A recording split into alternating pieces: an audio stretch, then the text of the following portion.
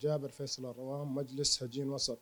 أن أسباب تخوف السلطات الرأسمالية من نضال القائد عبد الله أوجلان وتدبير المؤامرة التي انتهت بأسره مطالبه الهادفة إلى تحرير الشعوب وتحقيق العدل والمساواة بين جميع المكونات على اختلاف أعراقهم وأديانهم التي تتعارض مع آيات النظام الرأسمالي. لذلك تمت حياكة خيوط المؤامرة لاعتقال القائد وفرض العزلة المشددة عليه في محاولة فاشلة لتضييق عليه وعدم نشر فكره وكسر إرادة من يؤمنون بهذا الفكر. إن مساعي دولة الاحتلال التركي المتمثلة بحزب العدالة والتنمية في إيقاف المشروع الديمقراطي الذي نادى به القائد أوجلان فشلت أمام إرادة الشعوب الحرة، والتي استمدت من القائد أوجلان الإرادة لمواصلة نهجه التحرري مع أنه يواجه عزلة مشددة. فالثورة التي بدأت بعدة أشخاص قبل نحو 4 عقود استمرت اليوم بآلاف الثوار، وأن عزلة المشددة على القائد أوجلان هي رد فعل غاضب من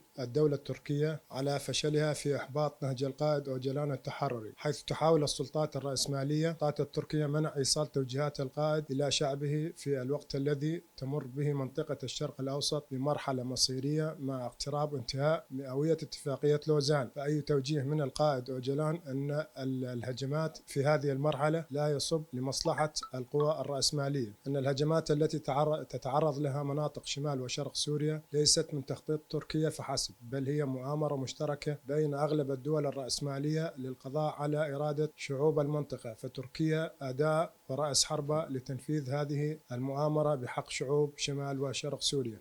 أحمد التركي رئيس مجلس حوامة الشهيد عبود اللوح: إن حرية القائد عبد الله أوجلان هي حرية لجميع الشعوب، وإن تآمر جميع القوى المهيمنة لاعتقال القائد أوجلان وصمتهم الآن هو دليل واضح على مصالحهم المشتركة مع الدولة الفاشية التركية. ونطالب جميع الشعوب التي تدعو للسلام بالوقوف معنا للمطالبة بحرية القائد عبد الله أوجلان، وإن ممارسات الدولة التركية هي انتهاكات بحق القائد عبد الله أوجلان. ونجدد عهدنا بالوقوف أمام جميع القوى المهيمنة التي تسعى لإبادة الشعوب والضغط على شعب شمال شرق سوريا، التخلي عن مشروع الأمة الديمقراطي والذي بني على نهج وتعاليم القائد عبد الله أوجلان. وبفضل شهدائنا وصلنا إلى هذه المرحلة، وسنبقى على عهدهم. إن الهجمات التركية على مناطقنا والعزلة التي تفرضها الدولة الفاشية التركية على القائد أوجلان هي جزء من المؤامرة التركية على الشعب الكردي وشعوب شمال شرق سوريا، وإننا لن نتوقف عن المطالبة بحرية القائد أوجلان. وهذه الحرب بدأت بالعزلة على القائد عبد الله أوجلان، تسعى الدولة التركية المحتلة والقوى المهيمنة من خلالها إلى القضاء على كل الحركات الثورية من أجل تنفيذ مخططاتهم في إبادة جميع شعوب المنطقة والقائد عبد الله أوجلان. القائد عبد الله أوجلان مناضل ثوري ثائر ضد الظلم والعبودية، ومحب ومناشد للسلام. بدأ ثورته منطلقا من ضرورة تحرير الشعب الكردي، لكنه مع التعمق